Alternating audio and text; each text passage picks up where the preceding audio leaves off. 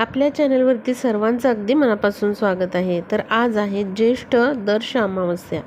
तर बघा, प्रत्येकाने आपापल्या घरामध्ये हे उपाय जरूर करा. बऱ्याच घरांना पितृदोष असतात, त्यामुळे बघा आपल्या प्रत्येक कामामध्ये विघ्न येतात, अडचणी येतात. आपण किती जरी देवांची सेवा केली, कुलदेवीची सेवा केली, तरी देखील आपल्या मुलांना यश मिळत नाही किंवा घरामध्ये सतत काहीतरी विघ्न येत राहतात, काहीतरी अडचणी येतात किंवा शुभ कार्य घरामध्ये घडत असलं की त्यामध्ये काहीतरी बाधा येतात, विघ्न येतात. तर बघा, ही सगळी पितृदोषाची कारणं आहेत किंवा मुलांना नोकरी न लागणे, संतानप्राप्ती न होणे, आजारपण सतत असणे, हे सर्व जे आहे ते पितृदोषामुळे असू शकतं. तर बघा, आपल्या घराला लागलेला पितृदोष आहे तर तो दूर व्हावा. त्याचबरोबर इथून पुढे आपल्या हातून कुठले दोष घडू नयेत किंवा आपल्या घराला दोष लागू नयेत, यासाठी दर अमावस्येला हे उपाय करणं खूप फायदेशीर ठरतं. बघा, आपल्या आधीच्या पिढ्यांकडून जरी काही चुका झालेल्या असतील तर त्याचा पितृदोष देखील आपल्याला लागू शकतो. त्यामुळे बघा, जे काही चुकून काही गोष्टी घडलेल्या आहे आपल्या हातून किंवा आपल्या पूर्वजांच्या हातून, तर त्यांचा दोष आपल्याला लागू शकतो. आपल्याला त्या अडचणींना सामोरे जावं लागतं. त्यामुळे बघा, हे पितृदोष जे लागलेले आहेत ते दूर होण्यासाठी तर अमावस्येला हे उपाय तुम्ही करत चला. आज ज्येष्ठ दर्श अमावस्या आहे, त्यामुळे बघा, अमावस्या ही जी तिथी आहे ही पितरांची शांतता करण्याची देखील तिथी असते. त्यामुळे दर अमावस्येला हे उपाय आपल्याला करायचे आहे, आपल्या प्रगतीसाठी, आपल्या पितरांचा आशीर्वाद प्राप्त होण्यासाठी आपल्याला हे उपाय करणं खूप महत्त्वाचं आहे. तर आपल्याला काय करायचं आहे आज, तर आपल्या पितरांच्या शांततेसाठी दही भात तुम्ही घ्या. भात ताजा शिजवून घ्या. त्या भातामध्ये मीठ टाकू नका आणि असा दही भात तुम्हाला तुमच्या टेरेसवर ठेवायचा आहे किंवा अंगणामध्ये ठेवायचा आहे, जेणेकरून हा दही भात जो आहे तो पशुपक्ष्यांनी खाल्ला पाहिजे. मग तुम्ही टेरेसवर ठेवला, कावळ्याने खाल्ला किंवा कुठल्याही पक्ष्यांनी खाल्ला किंवा मग तुम्ही अंगणामध्ये ठेवलेला आहे, एखाद्या कुत्र्याने तो खाल्ला तरी चालेल, पण पशुपक्ष्यांनी तो खाल्ला पाहिजे. कारण असं म्हटलं जातं, पशुपक्ष्यांमध्ये आपल्या पितरांचा वास असतो आणि अमावस्येच्या दिवशी आपल्या घराभोवती किंवा घराजवळ येणारे पशुपक्षी जे असतात त्यामध्ये आपल्या पितरांचा वास असतो आणि त्यामुळे त्या पितरांना संतुष्ट करण्यासाठी आपल्याला असा दही भात अवश्य आजच्या दिवशी ठेवायचा आहे. दिवसभरात तुम्ही कधीही हा उपाय करू शकता. त्याचबरोबर बघा, आपल्याला अजून एक उपाय करायचा आहे, तो म्हणजे आपल्या मुख्य दरवाजावर उंबऱ्यावरती आज रात्री आपल्याला गोमूत्र शिंपडायचं आहे. झोपायच्या आधी तुम्ही हे काम अवश्य करायचं आहे. रात्री 10-12 वाजता कधीही तुम्ही हे काम करू शकता. झोपायला जाण्याआधी तुम्हाला थोडंसं गोमूत्र घ्यायचं आहे आणि हे गोमूत्र जे आहे ते तुम्हाला तुमच्या उंबरठ्यावरती आणि मुख्य दरवाजावरती शिंपडायचं आहे. यामुळे देखील आपल्या घरातील नकारात्मक ऊर्जा ज्या असतात तर त्या दूर होण्यास मदत होते. त्यामुळे आज रात्री हा उपाय नक्की करा. त्याचबरोबर बघा, घरामध्ये अशांती असणे, भांडण तंटे असणे किंवा कोणी कोणाचं न ऐकणे, घरामध्ये प्रचंड प्रकारची नकारात्मक ऊर्जा असणे किंवा सुखसमृद्धी न नांदणे, आजारपण असणे, यासाठी अजून एक उपाय मी तुम्हाला सांगते. आज अमावस्येच्या दिवशी आपल्याला एक तुरटीचा खडा विकत आणायचा आहे.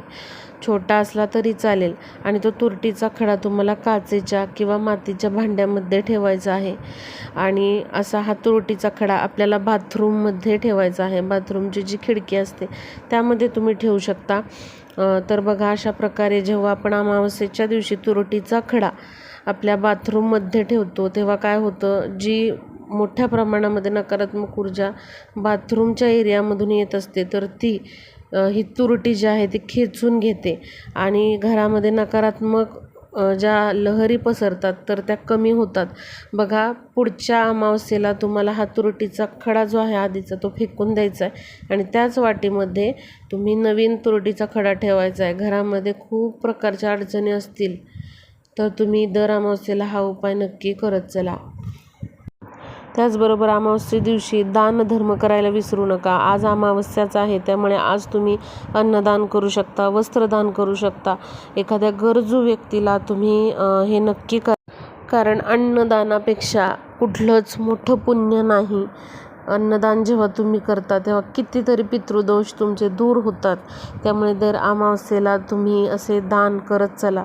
गरजू व्यक्तींना फक्त जे आपण दान करत आहोत ते जावं याची मात्र काळजी घ्या. ज्यांच्याकडे भरपूर आहे त्यांना दान करण्यात काहीच फायदा नाही. अशा व्यक्तीला दान करा की ज्याला खरंच अन्नाची गरज आहे किंवा वस्त्राची गरज आहे. अशा गरजू गरीब लोकांना हे दान आपण करायचं आहे. एखाद्या मंदिरामध्ये जाऊन तुम्ही तिथे गरजू जे व्यक्ती असतात त्यांना देखील असं दान करू शकता. त्याचबरोबर पितृदोष दूर होण्यासाठी बघा, आज अमावस्येच्या दिवशी आपल्याला एक दिवा लावायचा आहे. दिवा तुम्ही मातीचा घ्या किंवा मग स्टीलचा घ्या किंवा मग तुम्ही तांब्याचा घ्या. कुठलाही दिवा घ्या, त्यामध्ये तेलाचा दिवा आपल्याला लावायचा आहे. आणि असा हा दिवा जिथे तुम्ही पाणी भरून ठेवता, माठ, हंडे पाण्याचे, तर त्या ठिकाणी तुम्हाला एक दिवा लावायचा आहे. कारण असं म्हटलं जातं, जिथे आपण पाणी भरून ठेवतो किंवा जिथे आपला पाण्याचा माठ असतो तिथे आपले पितर वास करत असतात. आणि दर अमावस्येला असा दिवा तुम्ही त्या ठिकाणी लावत चला. बघा, यामुळे नक्कीच आपले पितृदोष दूर होतात आणि आपले पितृ जे आहेत ते संतुष्ट होतात. आता बघा, दही भाताचा मी तुम्हाला उपाय सांगितला. आपल्याला पशुपक्ष्यांना ते खाऊ घालायचं आहे. त्याचबरोबर थोडा दही भात घेऊन तुम्ही तुमच्या घराभोवती तो शिंपडायचा आहे, म्हणजे थोडा थोडा टाकायचा आहे. यामुळे जे काही बाहेरील बाधा आहेत किंवा मग ज्या शक्ती असतात, अतृप्त शक्ती असतात, ज्या आपल्या घराभोवती वास करत असतात किंवा तिथे त्या बसलेल्या असतात, तर त्या देखील संतुष्ट होतात. आणि आपल्या घरामध्ये जे काही विघ्न येतात, अडचणी, बाधा निर्माण होतात, तर त्या सर्व दूर होतात. त्यामुळे हा उपाय देखील तुम्ही करू शकता. व्हिडिओ बघितल्यानंतर लगेच तुम्ही हा उपाय केला तरी चालेल. आज दिवसभरात, संपूर्ण दिवसभरात कधीही तुम्ही करा. अगदी रात्री 10-12 वाजेपर्यंत जरी हा उपाय केला तरी चालेल. कारण ही अमावस्या जी आहे ती उद्या पहाटेपर्यंत असणार आहे. तर बघा, अवश्य आपल्याला हे उपाय करायचे आहेत. जेवढे जमतील तेवढे उपाय करा. पितृदोष दूर होण्यासाठी हे अत्यंत महत्त्वाचे असे उपाय आहेत. कारण जो प्रखर पितृदोष असतो, तर त्यामुळे आपल्या घरात कुठलंच चांगलं कार्य घडत नाही. आपल्या मुलाबाळांच्या प्रगतीमध्ये खूप अडथळे येतात.